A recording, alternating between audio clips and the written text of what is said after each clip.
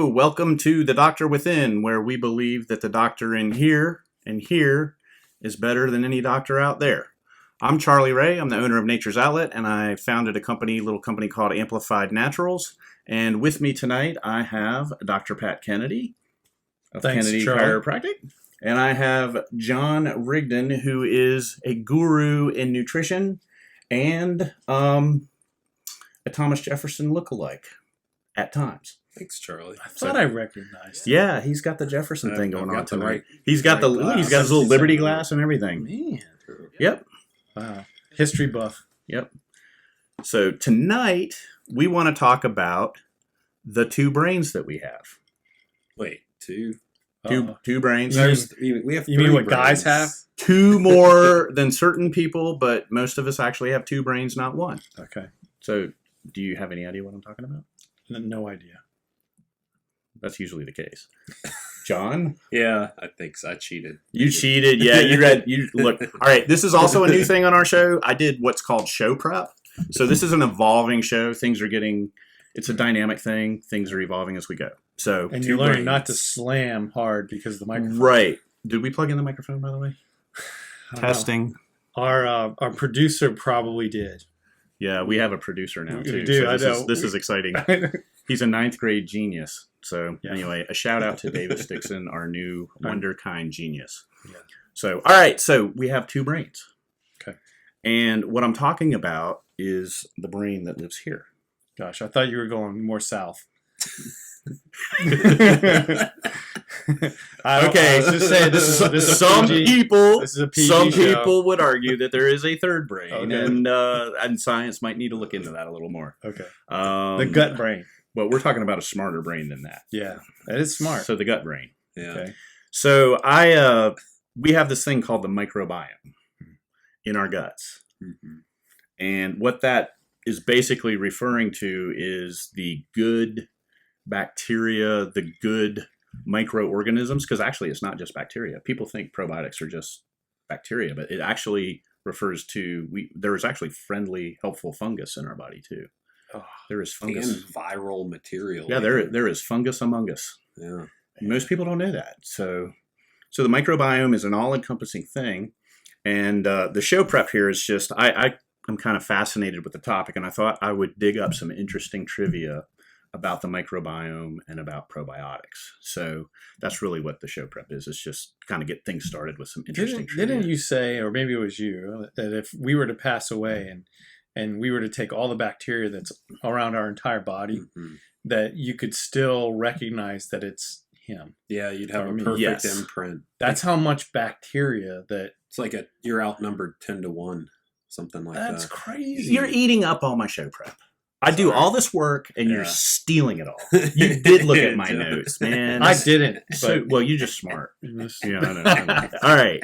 So what you're referring to, which is item number 4 maybe, is that people think that probiotics just live in our guts, good bacteria, but they actually reside in our entire body.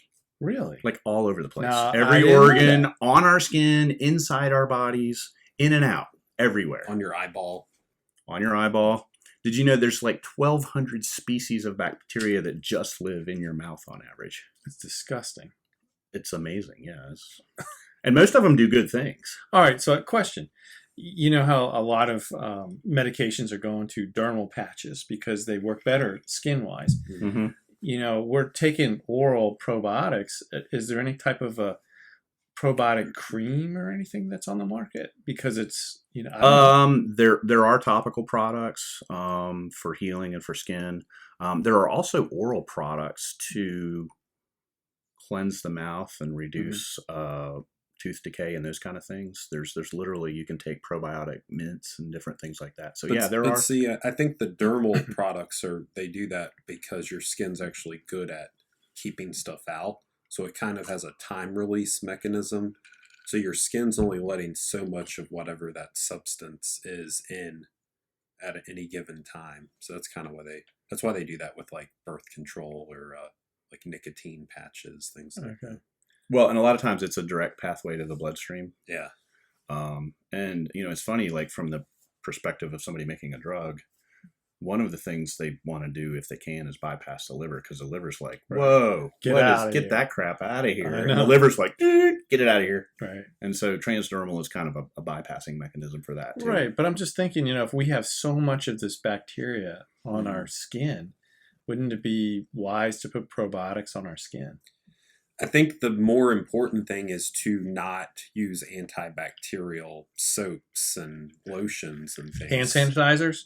Exactly. Yeah. I think we way overuse that stuff, and it's probably the direct cause of a lot of our antibiotic resistant germs that we have going around. All right. So we just lost a bunch of viewers because they're going, these guys are telling me not to use a hand sanitizer, and yet hand sanitizer stations are everywhere now. So what are we doing to ourselves by doing this? It's a problem? Well, it's a trade-off. It's we would like to think that doing X is good and not doing Y is bad. It's not so simple. So yes, if you're using a hand sanitizer to kill a certain pathogen that you know is around you, then it probably is doing that. You just have to realize that that's coming with a cost, which is you are killing other stuff in the environment that may or may not be helpful. And clean and sterile are two different things, right? Right, sure. Explain that. You don't want your hands and your skin to be sterile. You want them to be clean. So every time we sterilize our hands or our gut or anything, we are creating a vacuum, a void, and it allows opportunistic, bad bacteria, bad, pathogens, microorganisms to start proliferating and spreading and taking over. So we always want to make sure we have good bacteria, probiotics present in our gut and on our body. Well, and this is slightly separate, but when we wash our hands, we have this thing on our skin called an acid mantle. Mm-hmm.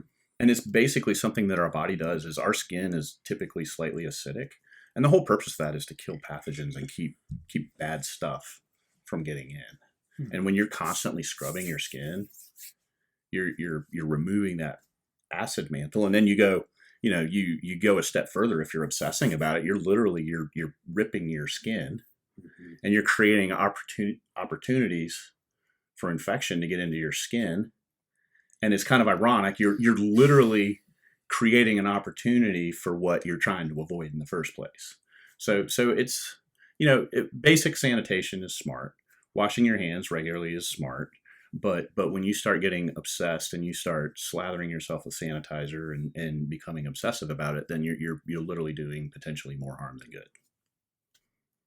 See, my heart breaks for people who are watching this because they're hearing this message over and over and over again about hand sanitizers, wash frequently and everything, and now we're saying, well, it comes with a cost. And so they're sitting there going, you're saying this, they're saying this, I don't know what to believe. And it's very stressful.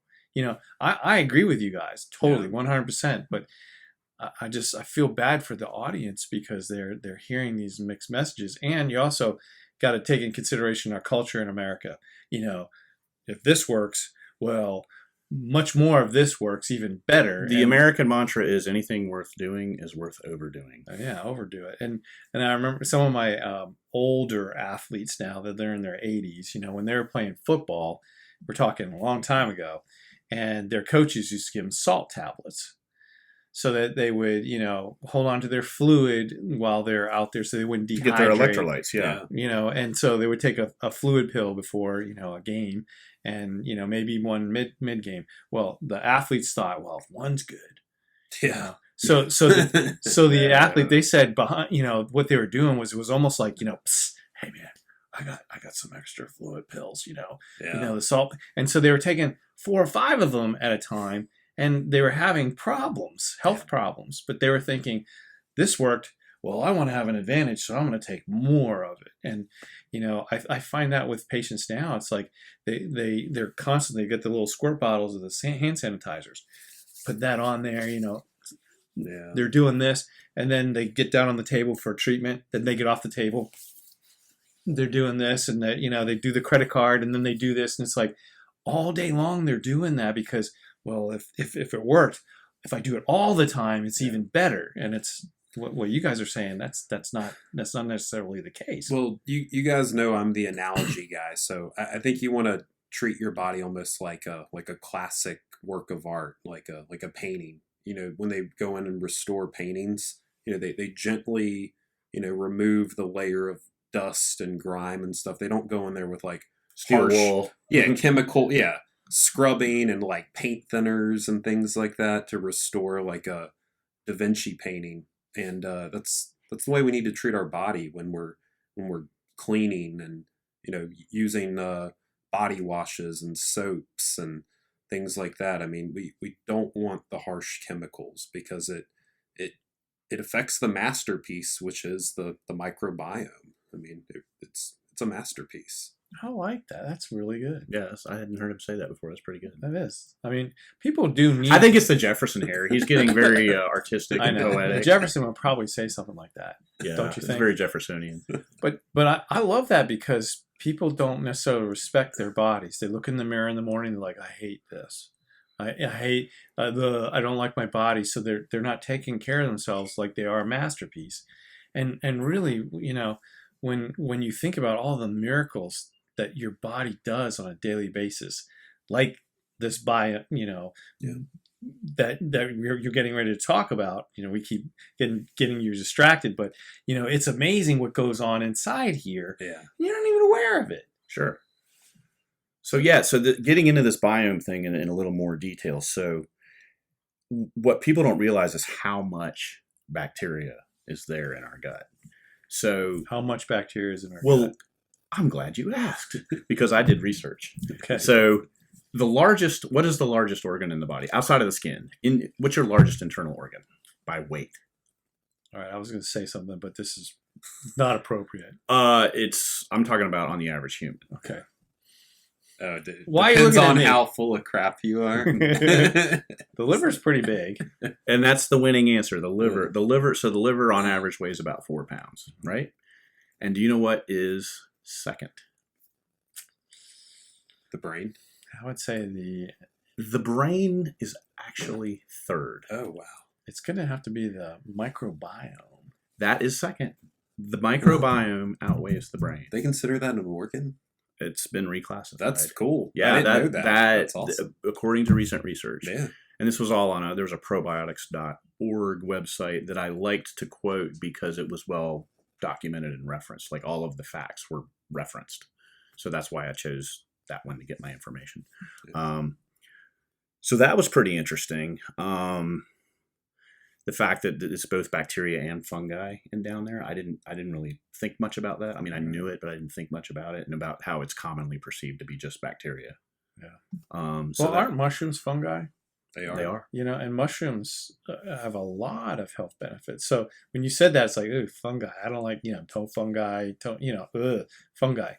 But, you know, and we used to think bacteria, ooh, bad bacteria. But now people are getting used to the fact that there's good bacteria. Mm-hmm. It's interesting to think that there's good fungi too. Well, yeast. I mean, like one of my favorite, you know, probiotics is a yeast, Saccharomyces boulardii, and it's awesome. It's one of the only things that's been shown to get rid of C. diff, that really Clostridium difficile, that really nasty infection people get in hospitals from using lots of really strong antibiotics.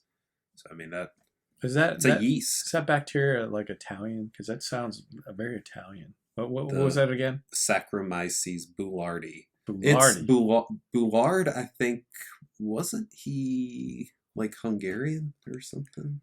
I wouldn't. He studied the people that the Bulgarians. He studied the Bulgarian yogurt. Yeah. And he found, you know, they have some of the longest lifespans, and it's because they consume all this fermented dairy. They eat huge amounts of fermented dairy and probiotics. They consume more probiotics than anybody, and just coincidentally, they have the longest lifspan of any group of people on Earth. And it's the real deal. It's like the tart yogurt. It's not it's not the animals or with the I want to call a timeout on this entire show and say the crap that people are buying in grocery stores. I mean, you might as well eat a Snickers. I mean, because these things or get ice cream. It's all sugar. It's all sugar. It's been pasteurized. They've literally killed the yogurt, It's the American cheese of yogurt. and then they sprinkle a little bit back in because they don't It's fortified. because it's fortified because they've killed it. Yeah. So just typical. So if I mean, I know this is like a little intermission here, but if you were to go out and get yogurt that's really good for you, like what do you look for? If it says Bulgarian, that's good. Okay. That's yeah, hard to find. Greek is probably going to be a little better than most. Icelandic. yogurt. Icelandic is good. Yeah. You're going to want to look. One of the first things you want to do is like, okay, if this thing has more than 5 or 6 grams of sugar, don't even bother. Okay. Because the sugar. All right, and this is a good thing to talk about during the timeout. Is eating sugar feeds the bad bacteria. And so you're basically, you've got this ecosystem, right? You've got good bacteria, and it's like a tug of war down there. It's like a jungle. They're all trying to win, right? And every time we eat sugar, we're feeding the bad bacteria, and we're putting the good bacteria in harm's way. And what do we eat that's good for the good bacteria? Except we don't eat enough of it anymore. I know you know the answer. Wait, say the question one more time. What feeds good bacteria? Oh, a prebiotic. Well, Fiber. we call it a prebiotic because that's a fancy marketing term. Fiber. But basically, short chain fibers, which let's just say fiber. It's an easier thing to just wrap our heads around. Is fiber is what feeds. Our body can't break The good fiber down, bacteria. but the good bacteria does, and it feeds the good bacteria, and it makes the biome. What's a short chain fiber? Well, you're just talking about certain types of fiber. Fructooligosaccharide. Oh yeah. FOS. Oh, I for want some of short. that. Chicory. Artichokes. Mhm. Sweet potato. What's the plantains? Yeah, plantains. Pizza? If it's You cold. better. Are you kidding? Well, kinda. I was just kidding. But you want to have, what we've gotten away from in our culture is eating foods that have fiber in them. Yeah. And if you're eating like whole vegetables, whole plants, you're getting some of those short chain fibers. You're getting other types of fiber. We could do a whole thing on fiber, and it could be an hour. Well, maybe we And should at some point. Maybe someday, but suffice it to say that we're not eating the fibers that feed the good bacteria. In fact, we could get into why is there a crisis with our guts now and our microbiomes, and what it comes down to is exploring the reasons why we don't have nearly the amount of good bacteria in our gut as our ancestors. Yeah. Why? And it's all lifestyle stuff. Okay.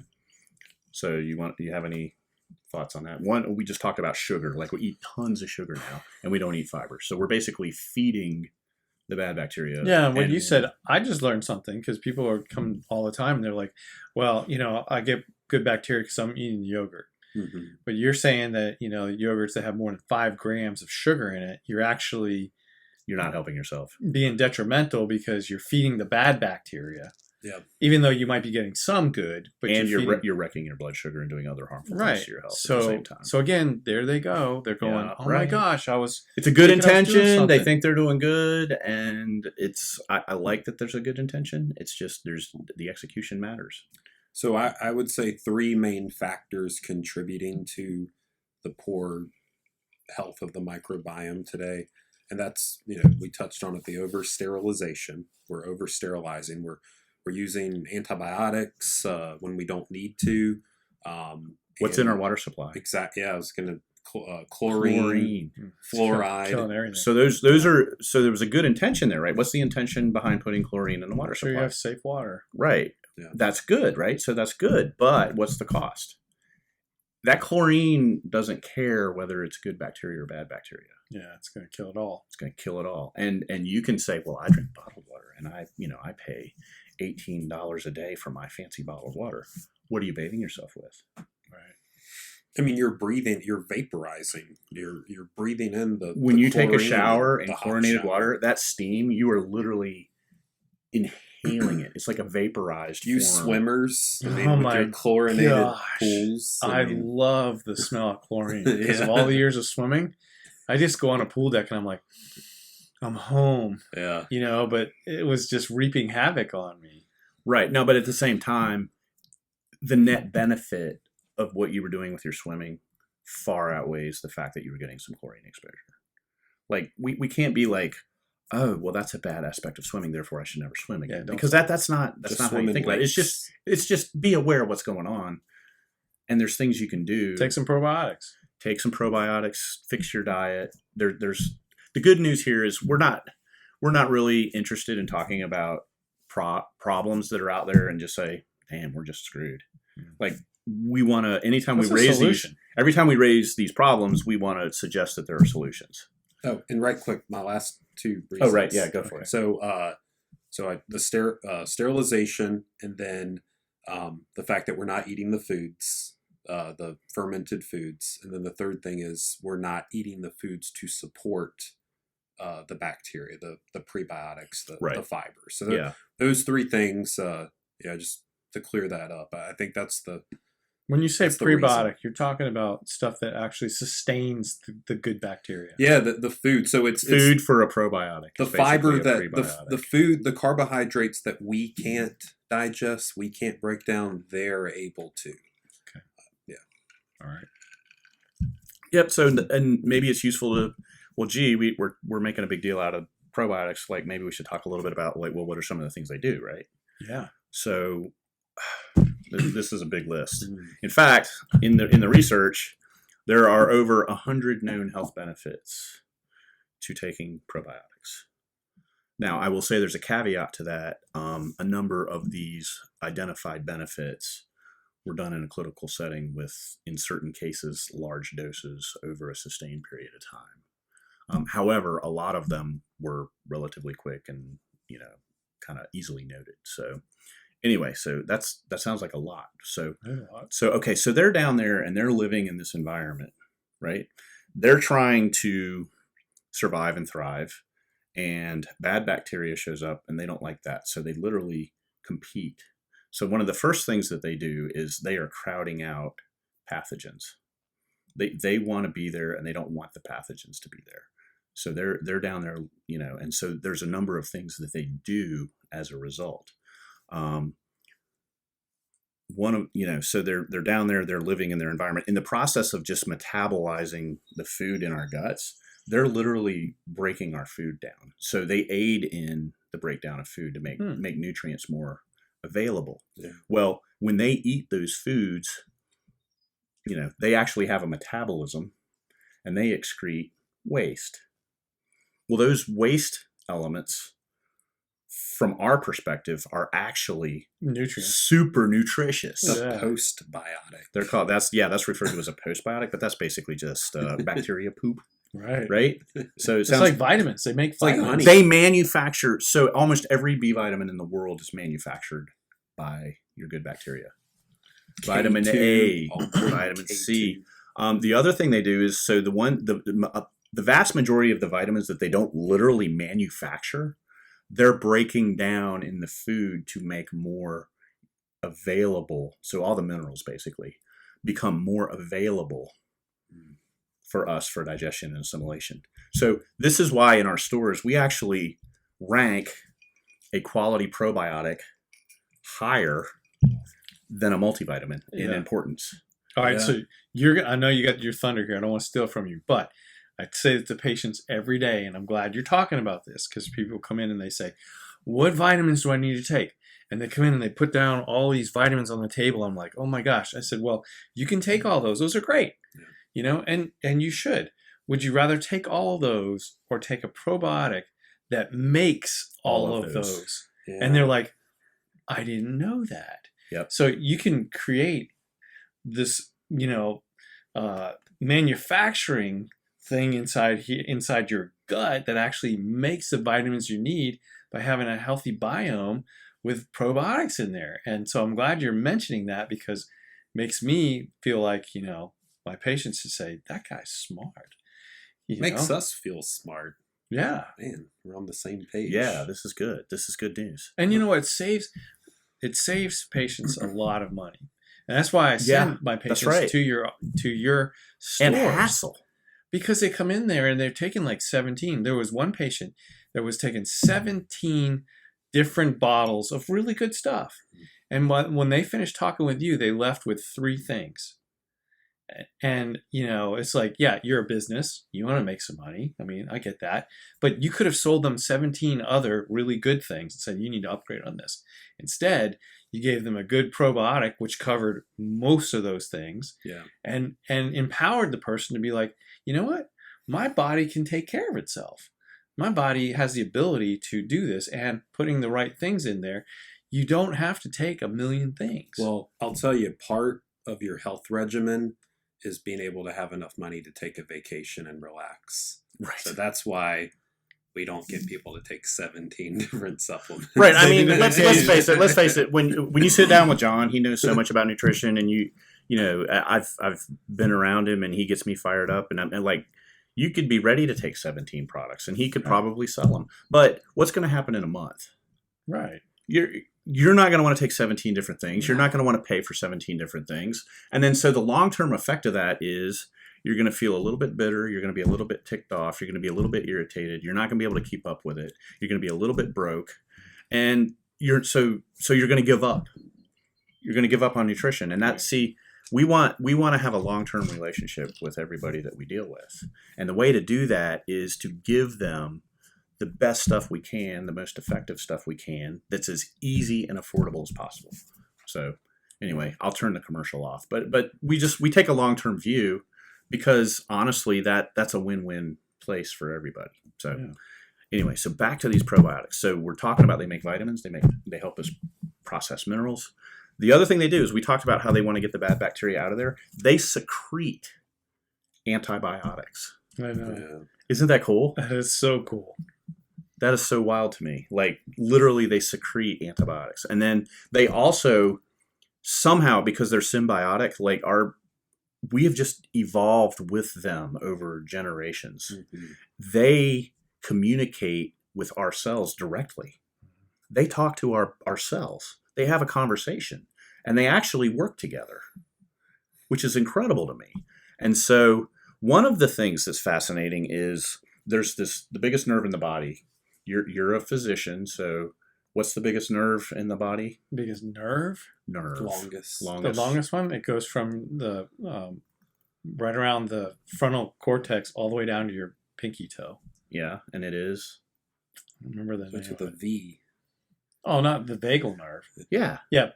Well, there's Not one the longer. longest. Oh, okay. Well, it's the big. I've read that it's the biggest. Maybe it's the thickest in bandwidth. I don't know. But You're right. The vagal nerve is the communication between the brain and the gut brain. right. Okay. But And the longest nerve is actually the pinky toe, okay. which is crazy because when you think about it, when you whack your pinky toe in the middle of the night, Yeah, it hurts. it's like it's right to your brain. It's like, Yeah. oh my gosh, that hurts. I'm like, why did God make it that way? You And know? I've been told that's the one time when it's completely acceptable to cuss and use profanity. Yeah. Oh, I have done that before. But when you while I was asleep, stub that toe, I don't like remember. that pinky toe. Yeah, but you're right. Okay, so the one that has the most communication, Yeah. is the vagal nerve. Yeah, the vagal nerve. Yeah. And here's the thing: is for years and years and years, we thought that the vagal nerve was sending information from here to here. Mm, And what we've learned is the vast majority of the networking is going this way. yeah. And what gets even crazier about this is that we have learned that these bacteria communicate with our gut, and they literally manufacture neurotransmitters Mm-hmm. that we use in our brain. So they literally regulate our mood, our brain function, incredible things like that. Yeah. So on a practical note, our audience can say, like me, if I sit down and I love pizza, I love mashed potatoes, but as soon as I finish eating them, I get sleepy and grumpy. Yeah. My mood changes, Yeah. big time. And so I have to think about that when I'm going to eat those foods. I think, how am I going to feel afterwards? So it's those neurotransmitters that's produced, when you're breaking down the foods, and your microbiome is doing its thing. And I'm glad you mentioned that, because I was going to share with you, because you did tell me that you wanted to talk about the gut brain tonight. And, one of the things I like people to understand is that your brain is a receiver and a transmitter of frequencies. Mm-hmm.